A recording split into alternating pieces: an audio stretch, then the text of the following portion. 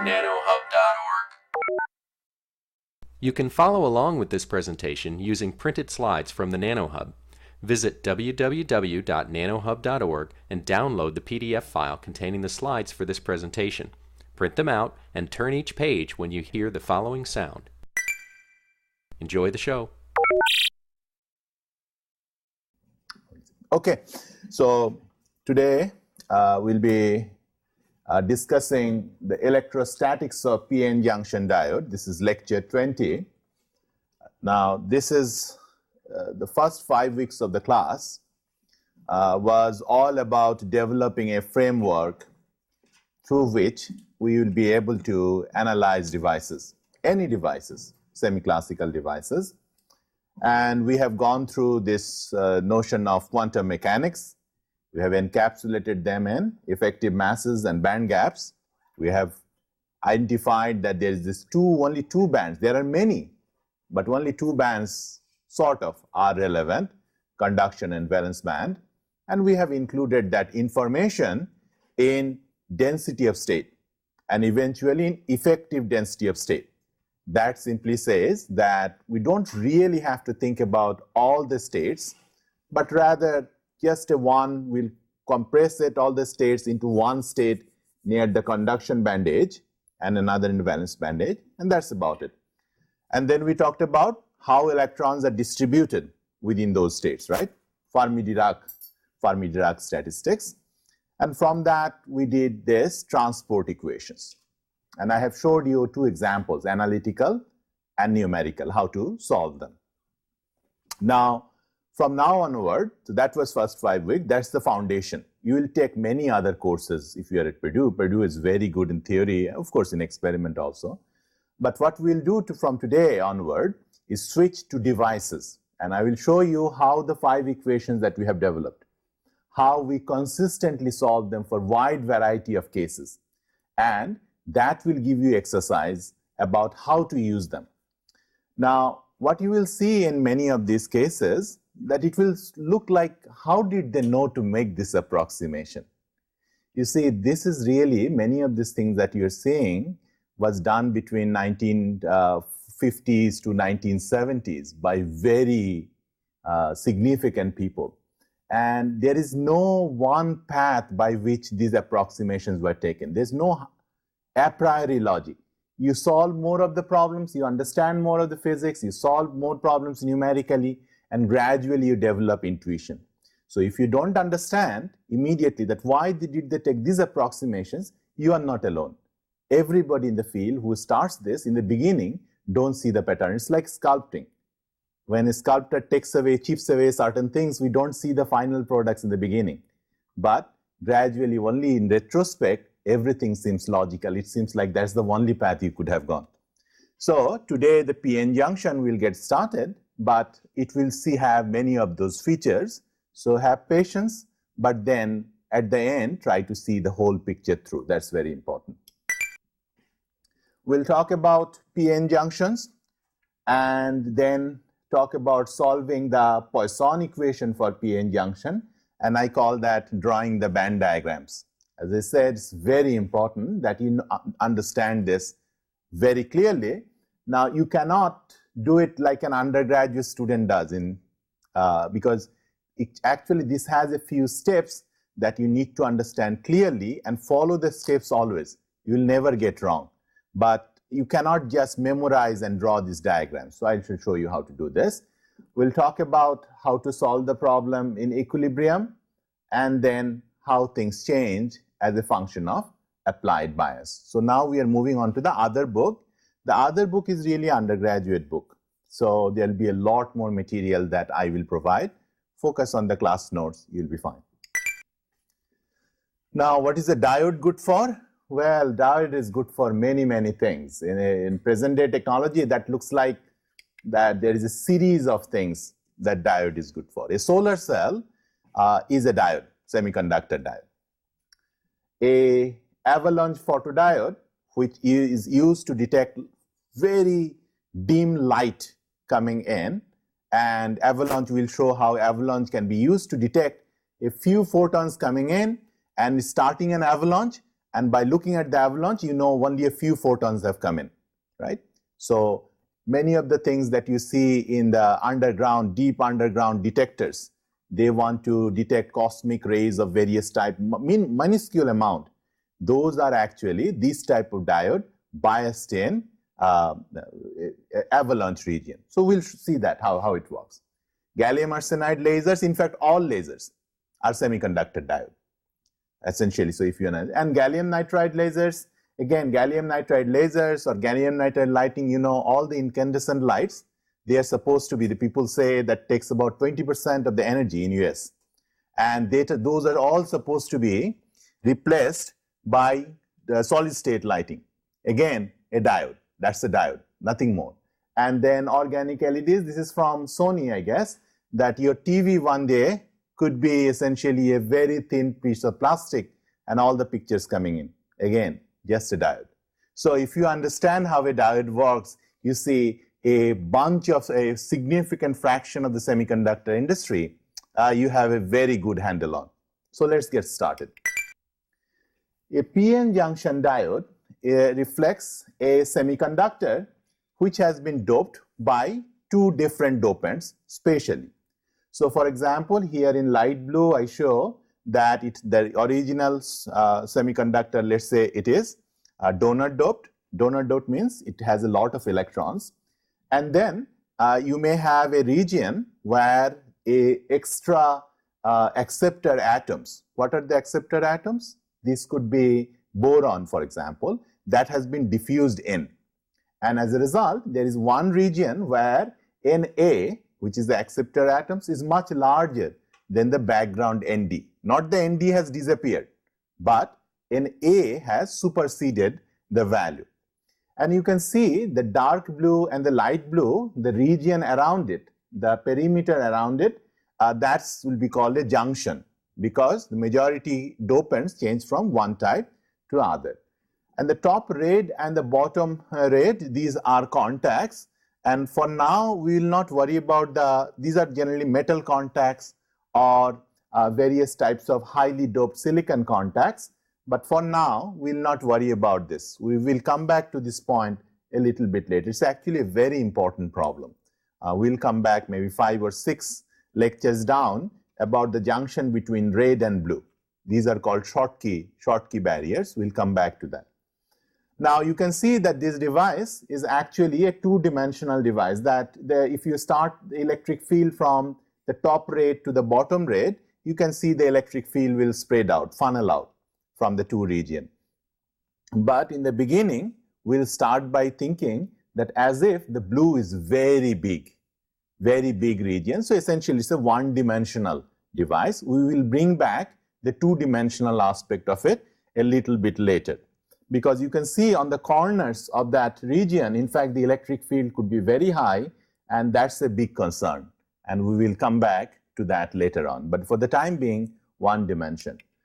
Now the symbols, well, people would many times draw a symbol like this for PN junction, but more importantly, most of the times this you may have seen that people draw a diode as a triangle terminated by a solid vertical line. And essentially this is a symbol for a diode.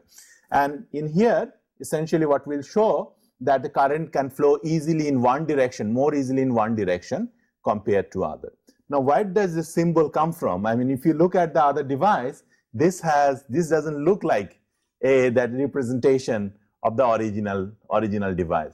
It actually comes from a historical reason, because in late, let's say 1890s to 1920s, that time the diode didn't look like this. The first diode that was used for transatlantic communication, that diode is many times looks like a point contact diode, where a metal pin or a metal wire is pressed against a semiconductor. And that is the visual representation. So it's a historical remnant of that picture. So that's why diodes actually look this way. Okay, and we will do this again in the Schottky barrier chapter. We'll show that what that type of diode it is, and that's really older type of diode are all metal semiconductor diode, not semiconductor diode. You see here both sides are semiconductor. That's the distinction. So as we go through the various topics in this next 8 to 10 weeks, I want to make sure that you follow the trends, because the goal is not to teach you about diode, Schottky barriers and other things. That's good. But the point is that I want you to see a pattern, that every time I solve a problem, I use the same approximations over and over again, depending on the problem. And once you see the pattern, the goal is that once you walk out of the course, then they give you a new device. You essentially step through these various steps, various approximations. You'll always come out with reasonable answers. Not probably always correct, but always reasonable answers. That will be a good first approximation. Then you solve it numerically and see how good you are. But at least you can get started. So today, we'll start by talking about diode and talking about when a diode is in equilibrium. That I haven't applied any voltage across it. A diode sitting on your table on its own. Again, as I said, that we'll be solving these 5 equations over and over again. Now, the first thing is, in equilibrium, uncontacted diode, do I have any current? Of course not, right? Then, therefore, the 4 equations on the bottom, I can forget about it for the time being. Now, that does not mean there is no electric field. It doesn't mean there is no diffusion. It simply says there is no current. That means in equilibrium, there is this detail balance. Equilibrium doesn't mean that nothing is happening. Yes, it is sitting on the diode is sitting on your desk, doing nothing. But internally, a violent storm is raging. Electrons jumping to the conduction band, from conduction band, electrons coming to the valence band, electrons going back and forth between one side of the junction and the other side of the junction. Huge electric field inside the device. But outside, from outside, everything looks calm, no current coming out. And if there is no current coming out, then we will not worry about the continuity equations and the associated. So my goal is today, the lecture, is to show you how to solve this problem in equilibrium. Now you could say, I have already solved this, because didn't I solve it in one of those classes where I said P minus N plus Nd minus Na equal to 0? And that from that I calculated the Fermi level, and from that I calculated the N and P and Nd. Didn't I do that? I did that all. What's the difference? Well, the main difference that I'll show you here is that in that calculation, I assumed that it was a homogeneous sample, that the number of dopants at every point is homogeneously distributed. Therefore, I could say that every point, when it's globally 0, not only it's globally 0, but locally it was 0 at every point also. That assumption doesn't work anymore, because here it is not Nd and Na are not the same everywhere. So I will have to take back what I said before and solve the problem anew, and in this particular case. And then I will show you that when I apply a bias, then how we solve for various cases, the DC, small signal and transient response. But let's set that aside, and we'll come to it when time is. I want to remind you about what a N-type material and a P-type material is. Do you remember from Kronig-Penney model that we have, after we solved the Schrodinger equation, we got a bunch of bands? Although I had this continuous line for the 4 bands, these are not continuous, right? But there are points which are very close by. What is that? 2 pi over LA, right? That was, or L, 2 pi over L, the dimension of the sample. Very close, and so therefore we draw it as a continuum. And we have also told you about this conduction and valence band. So I am taking that picture and essentially representing, without the K side, I am representing it in the first set of diagrams, which is, you can see that there is this yellow region, green conduction band, and a blue valence band. And of course, there are bands, red bands underneath, which I have not drawn. Now, if I say that this is a, oh, by the way, the straight line or straight black line on the top of this we'll call the vacuum level. Vacuum level means that if an electron can go up to that far, then it will leave the semiconductor, right? Photoelectric effect, do you remember? Shine light on it, the electron jumps up, and if it has enough energy, then it gets out of that material. So that black line is called a vacuum level because the electron will then be free from the semiconductor and it can go outside.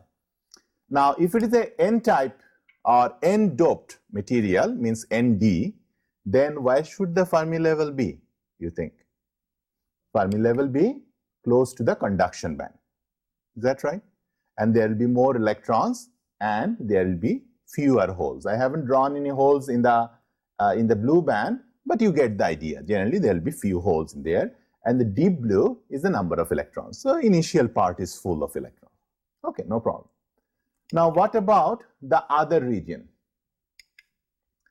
If it is a p-doped means Na, right? Lots of acceptors. Then I would have the Fermi level close to the valence band. Okay, and I have shown you deep blue, lots of holes, very few electrons. I haven't drawn that. I should, but I haven't drawn that.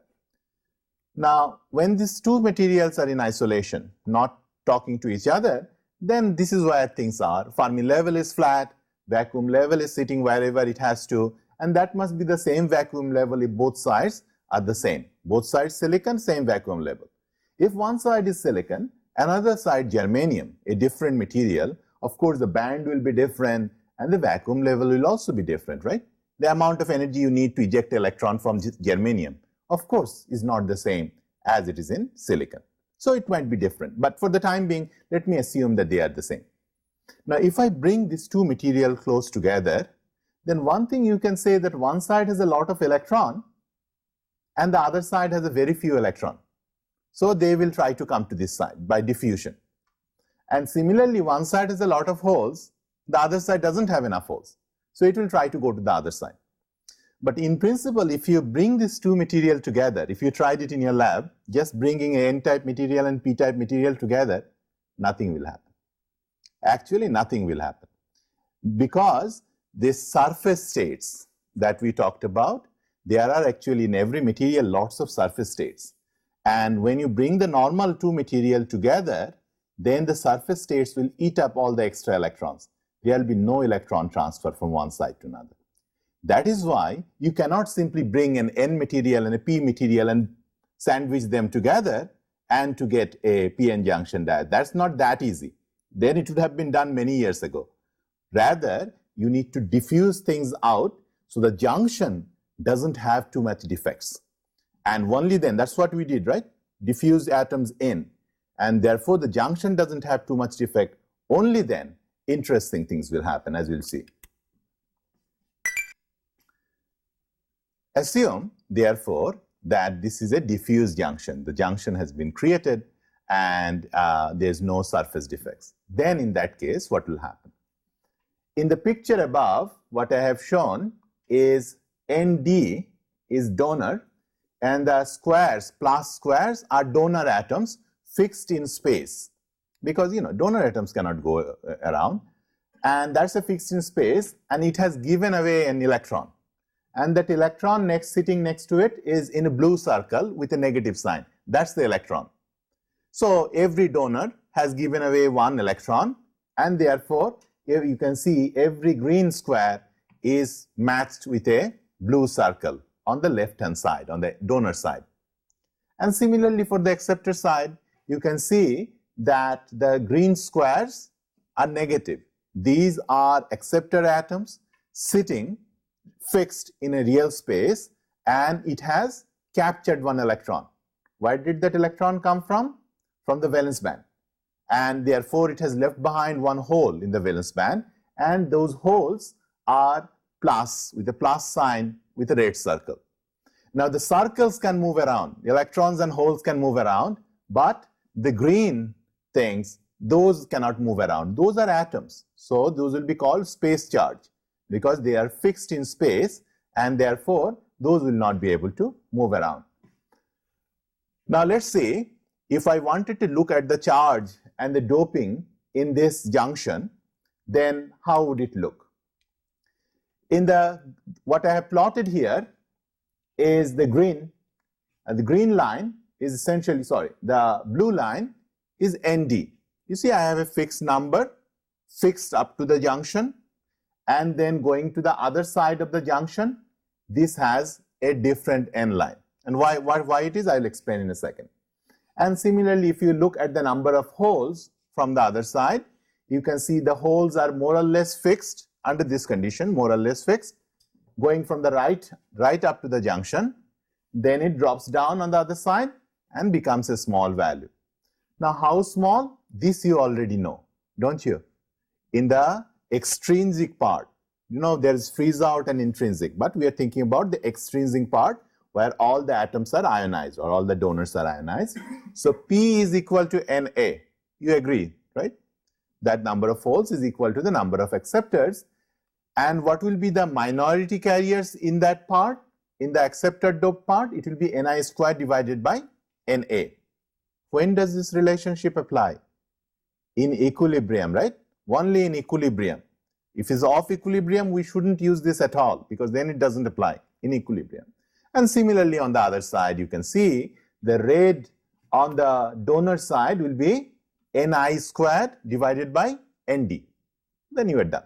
And the product of these two are the same. So therefore, you can see that that's how I have drawn the diagram, that the product of these two values are approximately the same, equal to Ni squared, let's say. Now, when you have this junction and there is huge number of holes, red holes sitting on the red circle holes sitting on the right hand side, then they will not stay like this. What they will try to do is go to the red circles, will try to go to the left side because there are few holes. So this goes. Now I didn't draw it. I should have just put it on the other side. But you see the other side has so many charges that a few holes crossing over will get diluted in this big region. So I have not drawn that. And similarly, if you wait a little bit more, few of the electrons from the other side will try to get to this side, right? This is diffusion happening. Now, why isn't anybody preventing the electrons to come to this side? Is because in the beginning, there's no electric field. Everybody, whole thing is balanced. The whole thing was charge neutral. So when an electron wants to come to the right-hand side, nobody is saying that don't come, just diffusing out. Now this will continue a little bit. You see this red circles disappearing and the blues are electrons disappearing. Disappearing meaning is sort of coming to the right-hand side. I haven't drawn that. But you see, then it will stop. Because when the next series of electrons farther down wants to come, you can see on the donor side, there are these exposed negative acceptor atoms which are sitting there, which says don't come anymore. Because now you have a bunch of negative charge sort of guarding the junction. And as a result, electrons will not be able to come anymore. And the same fate for the holes. You see, hole wants to go to the left-hand side. There are lots of holes on the right, few on the left. It wants to go, but there are all these positive squares sitting on the left-hand side of the junction, which essentially repel the holes. So, therefore, a field has built up which will prevent the diffusion from occurring anymore, and there will be a nice balance at the end. So, if you look at the N concentration, what will happen? This is how it will look like. Do you agree with this? The number of electrons which are the circle, it sort of stays flat up to a point, then it drops down. Drops down because there are fewer holes on the other side. And similarly, the red holes essentially stay up to a certain point and then it drops down away from the junction, right? A little bit away from the junction, the carrier concentration has dropped down. Now, now this is not really how it happens. What happens is that it will not drop down all of a sudden, it has a fixed value and then it goes to zero. That's not going to happen. Actually, what happens that it drops down very gently over. And similarly, for the holes, it drops down gradually from the one side to another as the potential has built up. But these approximations where I have sort of approximated with a sharp drop, this is called a depletion approximation. Remember, this is a log plot. So although it looks like that it is continuously dropping down, the first point may be at 10 to the power 18. The next point may be 10 to the power 17, third point 10 to the power 16. By a few tens of angstrom, carrier concentration has dropped by 100, factor of 100, 1000. And we'll see from one side of the junction to the other side, carrier concentration may drop by 12 orders of magnitude.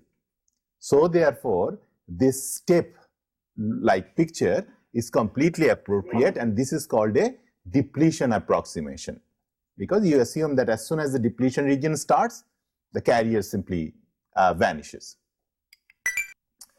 Okay, let's think about the charges a little bit more. That what is the net charge? I have talked about the individual pieces of charges. What is the net charge? Now the green I have shown is the donor atoms, right? The square, green squares, and you can see the donor's atoms stay flat up to the junction, and then it goes to 0 on the other side. Why? On the other side I don't have any donor, right? So it goes to 0. Now what about electrons? Electrons from the left hand side. Do you agree with this? That electron was flat up to a point, and then it dropped because it has diffused away to the other side, and it has stayed on a low value on this. What is the net charge in this? The net charge, you can see, will be QND approximately, because in one case up to that depletion region, beginning of the depletion region, N is perfectly balanced by ND, right? Is that right? And therefore you have zero net charge. So therefore I haven't drawn anything up to that point. And then when you subtract, then the subtraction from the green to the blue in the depletion region is essentially equal to ND, because most of the electrons have gone away from that region. Now this region is called a space charge region. Why? Because the charges are fixed in space and they cannot move around, and the space charge will essentially dictate the electrostatics. Now what about on the right hand side? The holes have gone to the right hand side, so there should be a little bit of charge on the right hand side also, right? If you subtract the green from the blue, you have that, that's true, but again the argument that it is very small. Why? Because on this side it is Ni squared divided by Na. If Na is 10 to the power 18, the minority carriers is about 100 in silicon. And so in comparison, we'll not draw the blue part. We'll say that, okay, this is too small for us to worry about it. Let's worry about the main charges. So we'll not draw anything on this side. Now what about the other side? I have just told you about the donor. Acceptor must do the same, right? And so, oh, by the way, so this region we'll call it Xn, the depletion region in the N side. And there is this bulk region. Bulk region is charge neutral, although there is lots of electrons and lots of holes, but individually they are charge neutral. And this you can easily see what will happen to the other side. In the acceptor side, similarly, you have a certain value. And similarly, you have the hole concentration depleting away from the junction. And this time around, however, because of the sign, the net charge will be in the other direction. Do you see that? Because Na is negative, right? Na is negative, and I have depleted a bunch of holes close to the junction. So when I subtract, look at the net charge, the rate should go in the opposite direction. So that's it. After the charge exchange, then this is the net charge I see in the junction, and that will govern everything about this diode. This little charge is going to govern this. One thing you realize, that the area under the blue and area under the red, they have to be the same, right? Because of the charge balance. They have to be the same, because if it were not the same, you see there will be a net electric field coming out of this region. If you allow Gauss's law and take slices, if these two pieces were not the same, it will become the same. Until it becomes the same, it will not stop. So this is a very important statement, that even when you have a device non-uniform, at the end the whole sample as a whole is charge neutral, right? And that's the statement. The area under the blue and area under the red are exactly the same. And that's QNA. That's again an approximation. These are all depletion approximation. Happens because you assume a sharp drop. You will do a homework where you don't assume it, but that's the difficult problem that you get to solve. And this is called a depleted region. Why? Depleted not of all charges, depleted just of mobile charges. And this is also called a space charge region because these fixed charges are fixed in space, and that's what you have. Now I'm going to show you a bunch of things. You just pay attention. This is very easy, but you have to pay attention. So let's say this is the charge I have that I have gotten from the PN junction. You can see at various places. I'm sorry, this LPL fixed it. It should be XP on the bottom and XN, but I'll fix that. If you have the charge, do you know how to calculate the electric field? You know that. Area under this curve up to a given X is the electric field. This is the electric field. Because you have a rectangle for the charge in the bottom, as you start integrating from the left-hand side, gradually come in, every new slice adds a constant amount. So an integration of a constant function becomes a straight line in the electric field plot.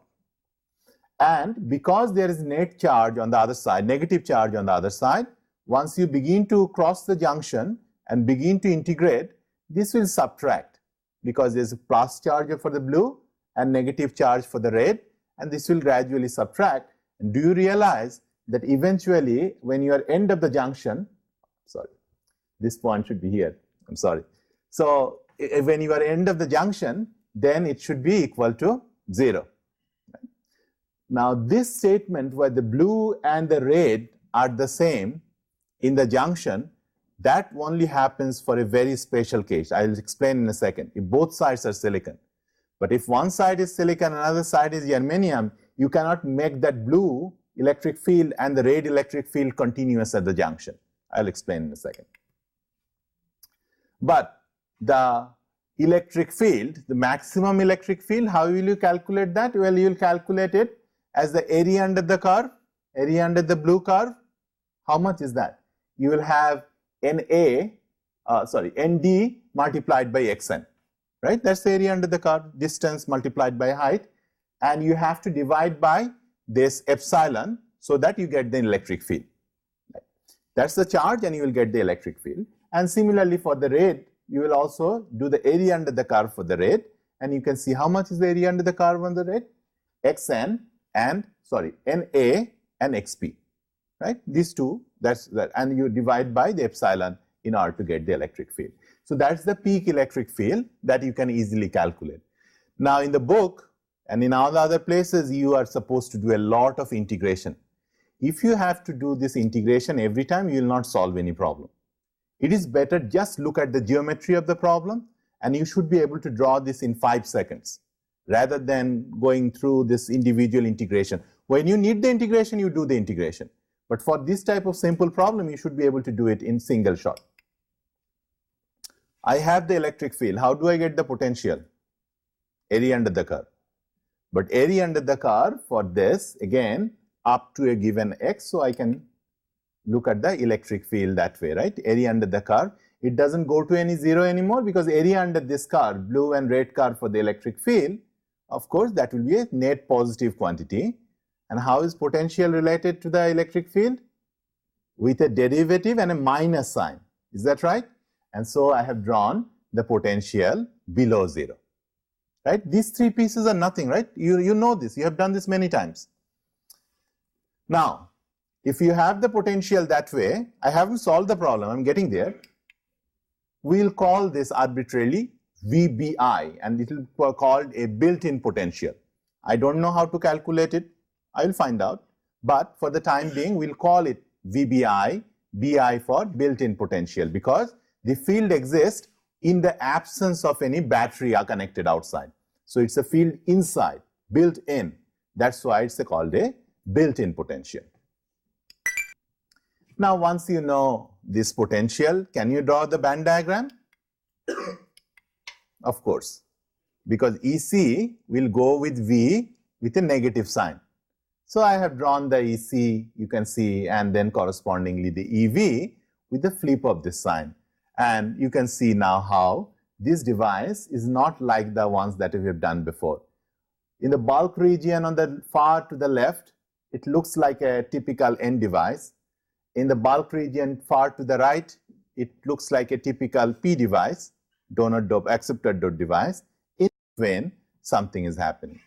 But the issue here is that this line, which is like an arrow, this is the Fermi level. In equilibrium, Fermi level must be flat. That's the statement. And then off equilibrium, we'll see how it comes about. Now let's talk about how to draw a band diagram.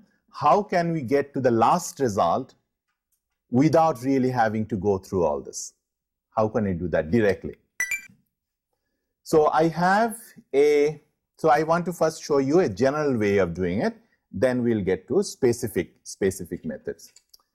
So you remember that I have this P and N region, there's this depletion region, and the first thing I have to draw, first thing when you have a blank sheet of paper, first step one is to draw a horizontal straight line, and that's the Fermi level. Don't have to draw anything else. First, a straight line through your page.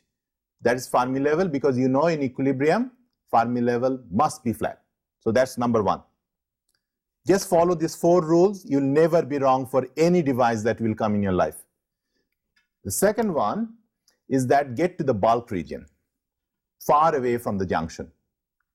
And you know in the bulk region, if it is N equals ND, then where the Fermi level has to be. You know that, right? All of you know that. And so therefore, I have drawn the blue conduction band because it's donor. So I'll first draw the conduction band.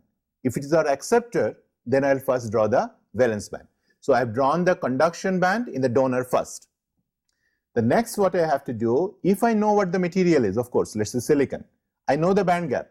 So I will draw the valence band line. Okay, that's one side taken care of in the bulk region. What about the other side? I already know EF, I have drawn it on the piece of paper. And the first thing I should draw in the P region, which one did it come? Okay, oh, and that's the chi1 is that solid black line, that's the vacuum level. So I also have to draw the vacuum level first. Okay, now correspondingly on the P side, I'll have to do this. First I have to draw the valence band. Do you realize why? Because it's P region. I can immediately get where the valence band is. Now I also know the band gap for this material, and if I know the band gap, then I can draw the conduction band because that's separated by that amount.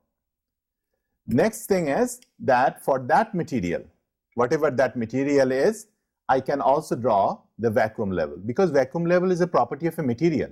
You open your textbook or any reference book, they will tell you for germanium what is the vacuum level, for silicon what is the vacuum level. So you just read it off from a textbook or from a reference book. Okay, now the next step is making the vacuum level continuous. So you see on the top side, I have this red curved line and the blue line.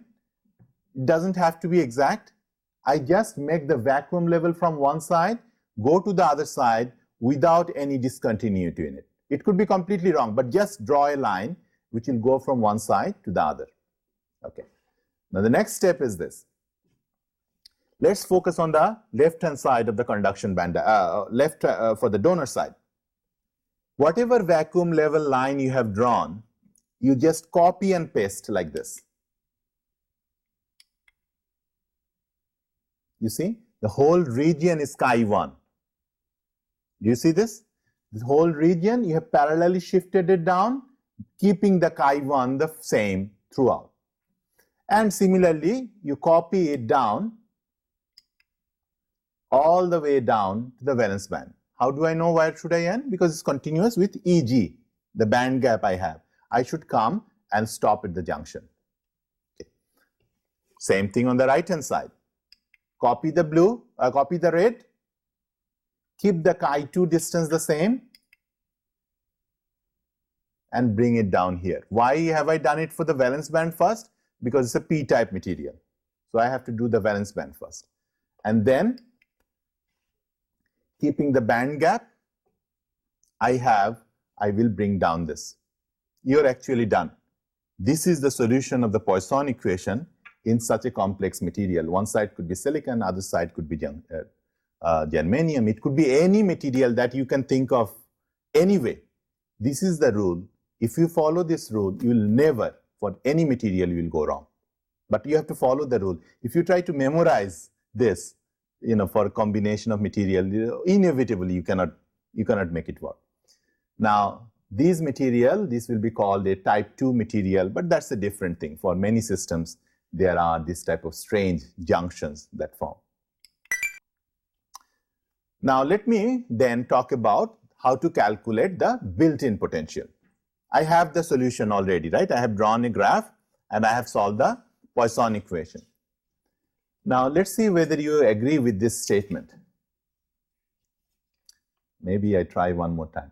That in equilibrium, if you say that you want to calculate QVBI, but you realize in equilibrium Fermi level is flat throughout, and if I have delta 1 plus chi 1 plus QVBI, that height must be equal to chi 2 plus Eg2 minus delta 2. Do you see that? It is because, sorry. So this comes in because it completes the circuit and essentially it has the same value, so you can make this statement. This statement is always true. In equilibrium, this statement is always true. That on one side you go to the vacuum level, from another side you go to the vacuum level. Eg2 brings you down too much. And so with the delta 2, you get back where you have to be. Do you know delta 2 and delta 1? Of course, because as soon as you know the doping, you know how far away the EF is with respect to EC, so therefore you know that. You know chi 1 and chi 2, right? Your reference book told you so. So you know that. The only thing you don't know, well, Eg2 you also know. The only thing you don't know is QVBI. So you are calculating QVBI. Now I want to mention one point. Here I have done one junction. If you had 25 junctions, this rule will always hold true. You will have to just take the leftmost junction, leftmost point, and the rightmost point. In between, anything can happen. That's fine. But this is giving you, remember just in Schrodinger equation, I have minus infinity and plus infinity boundary conditions. This is the same way. QVBI for any complicated material is the same so long you look at the first region and the last region. This statement will always hold true, right? Okay. So this one will have that, and you can calculate what QVBI is. Delta 2, you know the accepted region. NV is the effective density of state for the holes, for valence band, and you calculate these values. You know all this. And from this, you know all these quantities. Therefore, you know QVBI. Well, once you know QVBI, you have actually solved the problem. Another thing about interfaces, remember, displacement is continuous. If you have the same material on both sides, then the electric field as well is continuous. But if you have two different material with two different dielectric constant, then electric field is not continuous. It is only the displacement is continuous. So be careful when you draw the diagram, whether it's continuous or not. That will depend on whether both sides is silicon or not. If it is different material, then you make sure that there is a discontinuity. Make sure of that. And this is the basic elementary statement that kappa 1 and kappa 2 essentially are dielectric constant, relative dielectric constant of the two sides, and you take care of that. Okay, if both sides are the same, then what's going to happen? Then you follow the rules one more time. Draw the first Fermi level, draw the conduction and valence band for silicon on one side, draw the chi 1 is this vacuum level, and correspondingly draw the valence band on the other side, and draw the chi 1. Now both sides have chi 1. Do you see? Both sides, because same material, homojunction.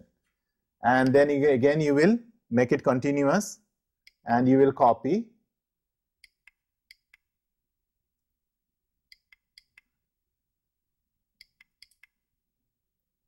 Now do you see, in this time the junction will be continuous. Why? Because both sides is chi1.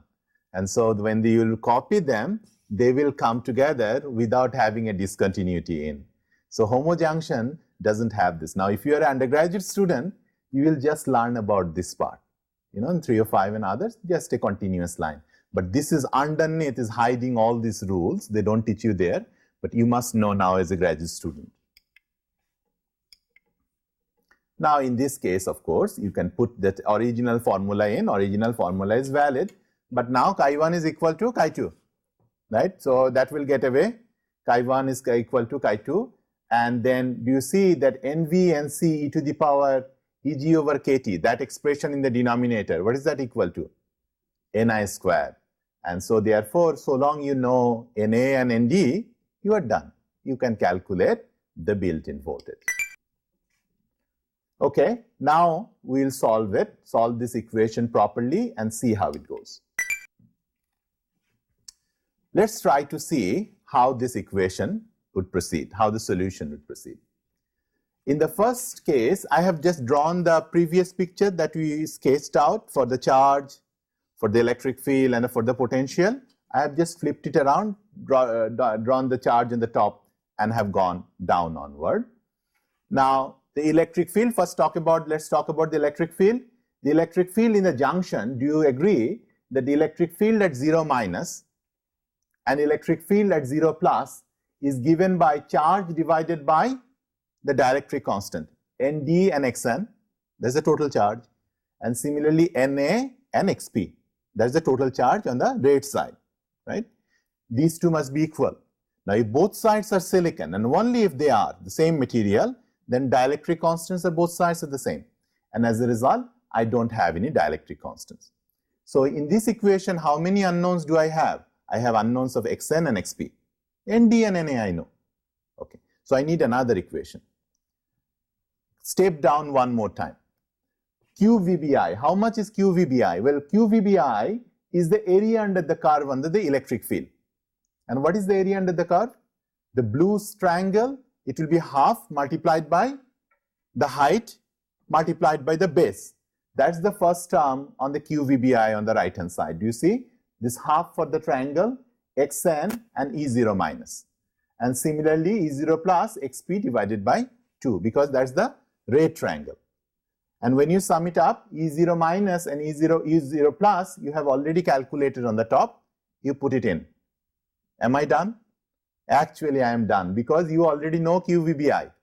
I calculated it 2 seconds ago. Nd and Na you know. How many unknowns, how many equations? 2 unknowns, Xn and Xp, 2 equations. I am done.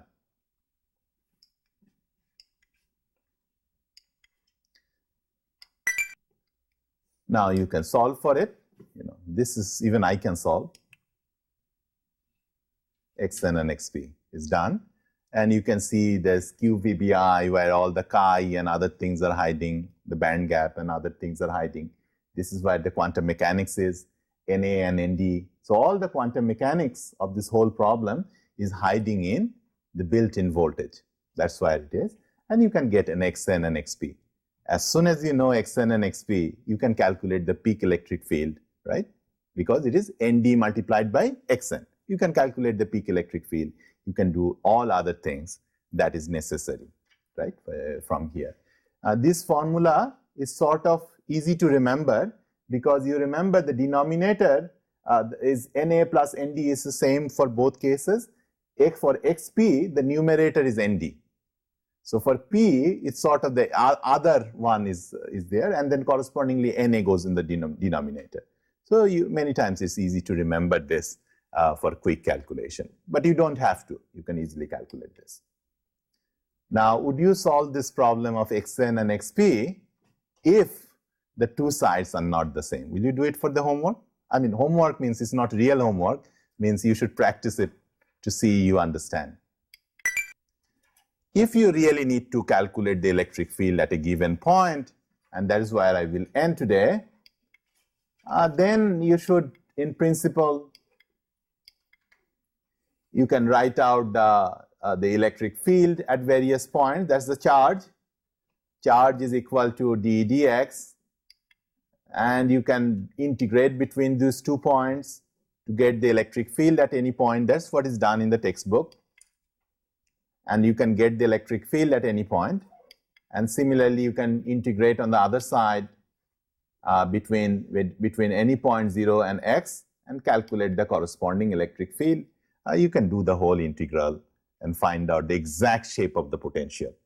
But the essence of the problem has already been solved, because now you know how the potential will proceed. So the next topic we want to discuss is the band diagram with applied bias. And we have so far solved the equilibrium problem, and equilibrium we realized that there is no current flow.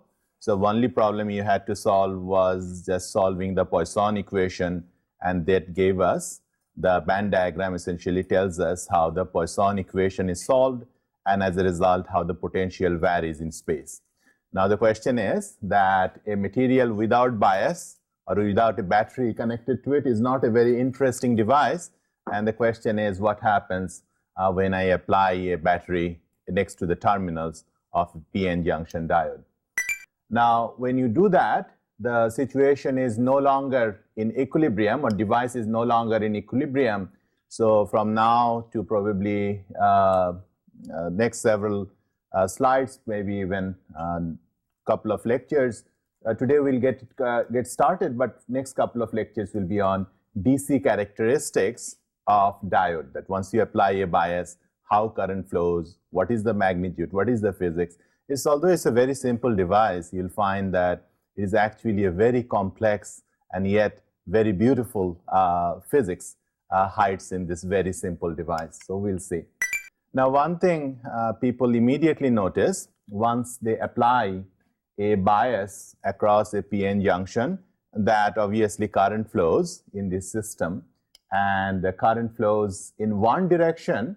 The current flows very easily, and I have plotted the logarithmic of the current I through the diode as a function of the applied bias VA, and the current flows very easily because there is an exponential rise in the current.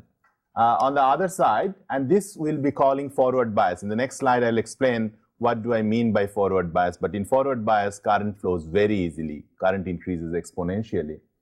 But in contrast to a simple resistor, when you take a resistor and apply a battery across it, you find that the current flows equally well or as easily in the positive direction, or if you flip the battery in the negative direction, it flows as simply or as easily. Unfortunately or fortunately for this matter, for a diode,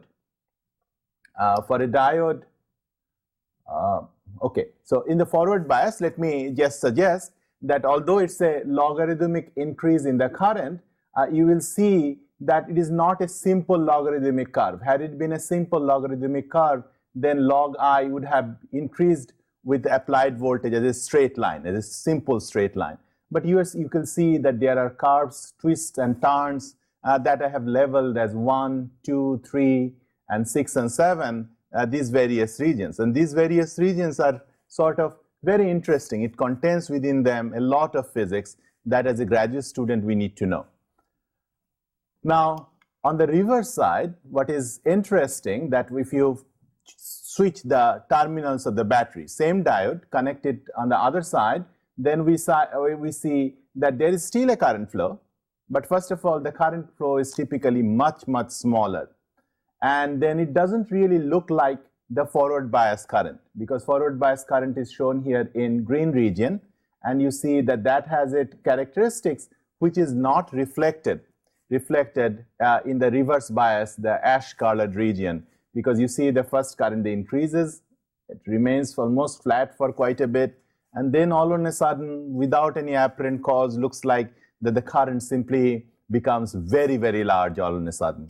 And again, this part will be called reverse bias. I'll explain it in a second. But the main point I wanted to make in this slide, that the various regions associated with this current flow, asymmetric current flow, is what we are after. We want to know why it happens and what is the physics behind it. And there is a long list for the regions, various regions, and physics that governs that transport in that region. We'll go through them one at a time, so you don't worry about it. We'll understand them all. Now, had you been an undergraduate student, only thing you had to worry about was number one, the diffusion limited transport. The rest from 2 to 7, well, that's not something you would have worried about had it been an undergraduate class. But as a graduate student, you really need to know all of them, because this will be the basis. This diode will be the basis of a MOSFET, will be a basis of a bipolar junction transistor, all the devices that comes in. You will see that this is a series of PN junctions in various configurations. So as soon as we understand one PN junction, the physics of it, what happens under various configurations, the other devices you will see will just cut and paste various concepts in various places, and will all be done. Now, the definition of a forward and a reverse bias. How do I know which side is sort of for current easy to flow and which side it is not? Let me first define it, and we'll understand the physics a little bit later. The simplest way to remember what forward bias is to remember that you should connect the P side of the junction, P doped side. What is P doped? Acceptor doped side of the junction to the P terminal of the battery, P to P. And similarly, the N side of the junction should be connected to the N terminal of the battery. And you can see the large, for the battery I have shown with this a small vertical line and a large vertical line. You can see that, and the large vertical line is essentially the P terminal of the battery. So this is forward biased, and in this case current flows very easily. And what is reverse bias? Well, reverse bias is the opposite. That is, that if I take the N side of the semiconductor and connect it to the P terminal of the battery, then this would be called a reverse bias diode. Current doesn't flow very easily in the reverse bias diode. And this is asymmetric property is a central thing. You see, without this, we couldn't take a airwave. Let's say you are hearing NPR in the morning, National Public Radio. The reason, let's say, you want to use this type of nonlinear device is you want to demodulate the signal. And the way you demodulate the signal, I might explain it later down the road, but the point is, without this asymmetry, you might not be able to demodulate the signal. So it's very important actually for practical applications. Okay. So again, anytime we have a device, we again go time and again to the same set of equations, and in the same set of equations, we solve it. So first is, we would like to first solve for the band diagram, solve the Poisson equation. But this time, the difference from wave previously is that I have a battery connected to it. Equilibrium didn't have a battery. Now I have a battery, so I'd like to draw the band diagram in the presence of the battery. I'll have a few more rules. The 4 rules before, flat quasi-Fermi level and all other, the conduction and valence band in the right places, those will remain the same. You should always draw them. But after you have applied a bias, it will change things a little, and I want to show that. However, we will not be talking about current flow in this class. In this class means in this lecture. We'll take it up in the next lecture. Now, this is the rule. You can see here that this is the band diagram in equilibrium. How do you know? This is a band diagram in equilibrium is because the quasi-Fermi or the Fermi level E sub F is flat throughout. And you know that when the quasi-Fermi level or Fermi level is flat throughout, then there is no current flow in the system. Now, I didn't go through all the intermediate steps that I had to go through, but this is a homojunction, that both sides of the diode are silicon, right? And in that case, you saw that the conduction and valence band, they essentially line up with each other. In general, of course, that's not the case, right? If you had a silicon in one side and germanium in another, then in that case, of course, there will be these notches in the conduction band, in the valence band. So here I am taking a simple picture, but behind this, of course, there are all those rules by which to construct the band diagram. So you should always remember that. Don't draw this blindly. But let's say I'm thinking about a homojunction, that both sides have the same material in equilibrium. Now, if I apply a bias for this device, that is connect a battery to the 2 terminal, how should I modify the band diagram so that the Poisson equation is solved in the presence of the battery. That's what I want to know. And the rules are pretty simple actually. By the way, before I go in and solve that problem, let me first ask you this question. What is the maximum value of QVBI approximately that one can have? You know, QVBI we calculated, right? With the electron going up all the way to the vacuum level from one side and the electron going up all the way from the vacuum level on the other side. We did the math. But physically, what is the maximum value you can have? You see, typically the maximum value you'll have is when EC is getting closer to EF. Because you remember that in a degenerate semiconductor, it's very difficult to push EF above EC. So approximately, I should say, the EC minus EF getting close to 0 is sort of on one side how close the Fermi level can be to the conduction band. Similarly, on the other side, the Fermi level can be approximately be equal to the valence band. You know, a little bit more, a little bit less. So what is the VBI then? Do you realize that it is essentially equal to the band gap? So when you have a new semiconductor and you just want to quickly solve for a problem and you don't have the effective density of state, this, that, and everything, you can quickly get a QVBI simply by equating it equal to the band gap. Okay. Now, next question is, VBI is built-in potential in equilibrium. Now I want to apply a bias. The first rule for applying a bias is that you have to take any one of the material in the device that you are interested in and ground it. Without grounding, you do not have a reference. So what you see on the right-hand side with a blue rectangle is my ground terminal. So I'm saying that I'm going to ground the P side of the device. Now I don't have to. I could easily equally well grounded the N side. Any side is fine, but then you have to be consistent. So I ground it on the P side and keep the Fermi level for the P side in the same place where it was before, in the top diagram. So the same place, it stays in the same place. Now, I have applied a bias. So therefore, applied a, let's say, a negative bias on the or negative terminal of the battery to the N side. Forward bias, right? Do you remember? Negative terminal to the N side. And so, if I have applied a bias V, minus V, then the electron energy will go up by that amount, right? It will go up by that amount because the electron essentially will not like to stay in the negative part, so it will go up. If I applied a positive bias, then it would go down by the same amount. Now, the next thing is to realize these following statements. First, focus on the right-hand side of the valence band and the Fermi level. You know, the difference between the Fermi level and the valence band must stay the same. Why? Because it's a bulk region. The number of holes that you have must be equal to the number of donors or number of acceptors.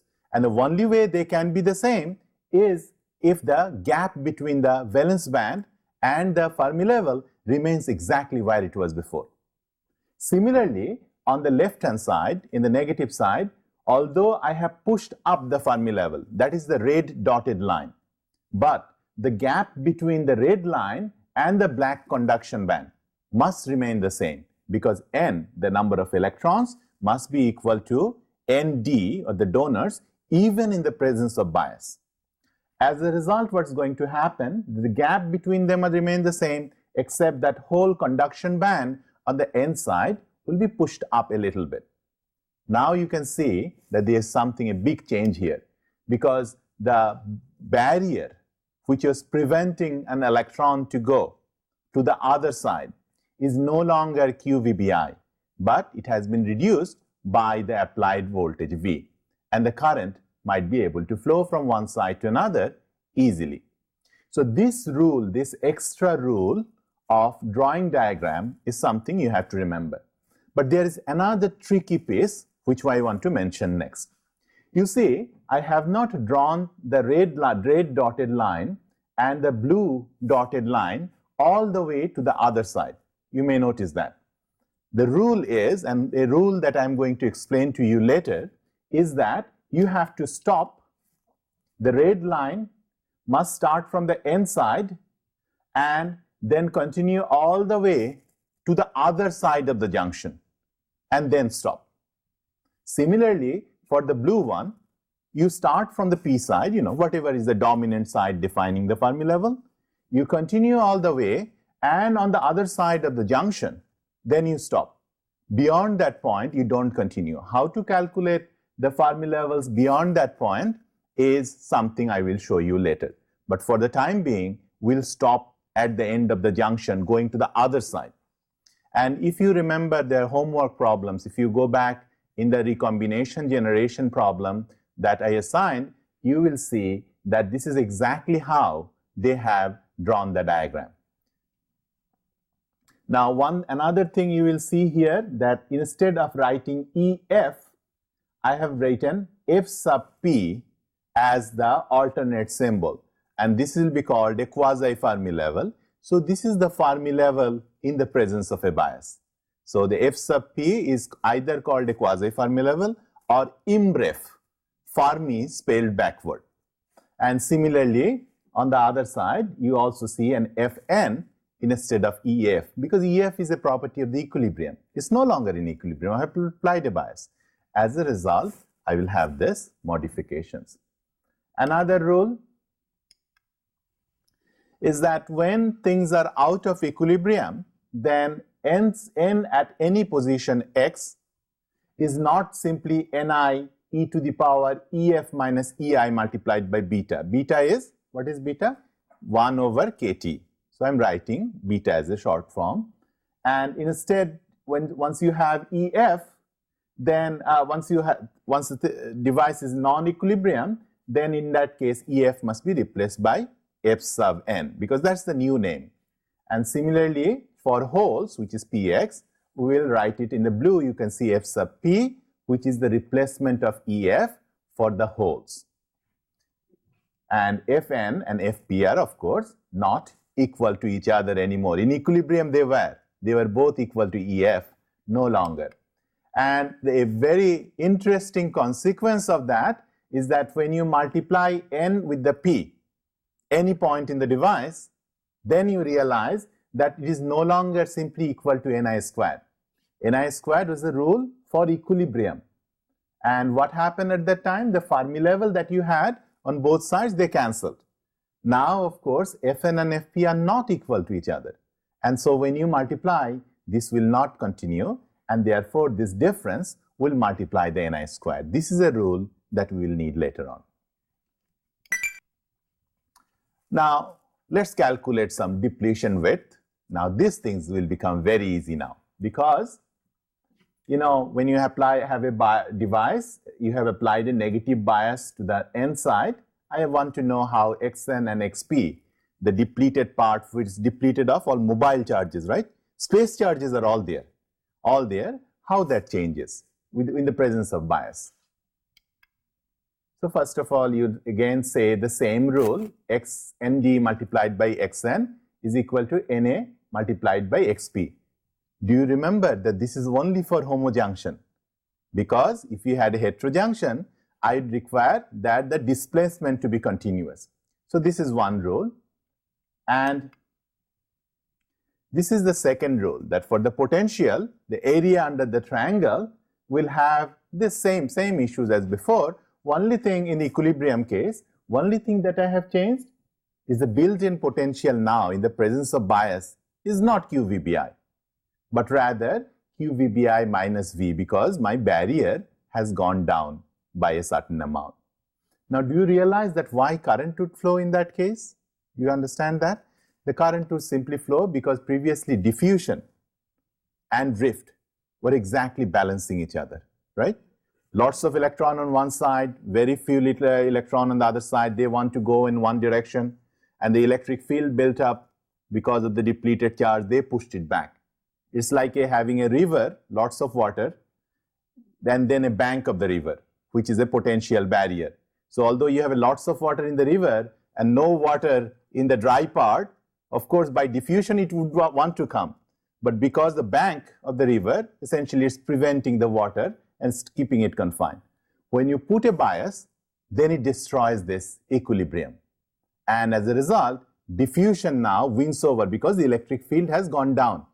Right? Same distance, but Q VBI minus V is the reduced barrier. So therefore, the diffusion current will dominate over, and as a result, current flow will stop. Okay, but you have these two relationships, and as I mentioned, you can solve this problem, Xn and Xp, and that will give you this expressions that instead of Q VBI or VBI, you will have a VBI minus V. Now, if you have a forward bias, in this case, will Xn and Xp be smaller or larger, do you think? If V is going up, then VBI minus V will be smaller value, and so therefore Xn and Xp will become smaller. So depletion region becomes smaller for forward bias. This same analysis also applies for the reverse bias. In the reverse bias case, the V will be minus V, and so as a result, the Xn and Xp will get significantly larger in the reverse bias. Again, I wanted to point out that it is only for the homojunction that you have the dielectric constant on the both terms the same. If I give you a problem for heterojunctions, I hope you will be able to solve that problem as well. Do it just for when you have a few extra moments. Very quickly to show how this works. It's not to scale very much, but it sort of gives you the idea. So if you are in equilibrium, let's say you have a certain amount of charge, a certain amount of electric field by integrating the rectangle, and a certain amount of potential, integrating the triangle that you have, the red and blue triangle. If you apply a forward bias, then essentially it shrinks the depletion region, and as it shrinks the depletion region, you have a smaller amount of charge. Do you realize the electric field will also be smaller? The triangle has gone down, right? Because you are integrating a smaller area. So the electric field goes down when you forward bias a junction. And as a result, of course, the barrier also goes down. And on the reverse bias side, so it essentially gets widened out, right? More depletion. And when you have more depletion, what happens? The electric field also goes up. That's very important because we'll see in the reverse bias side, remember the one part where the current was increasing tremendously to the high bias? That is because at high electric field, there will be impact ionization in the diode. And as a result, that's the physics of that part. So we'll do all this a little bit later. Okay, so to conclude this part, this lecture, we just learned how to draw a band diagram. And this is one of the most important topics. If you haven't learned how to draw a band diagram, you actually have wasted your time in this course. Band diagram is something you must learn. Everything else is secondary. I should have told you that before, right? And if you consistently follow the rules for drawing the diagram, you will never go wrong. But if you try to memorize, then you certainly will go wrong. And this is something I want you to follow the rules even when you think you know the answer. In that case, follow the rules. That will save you a lot of trouble down the road.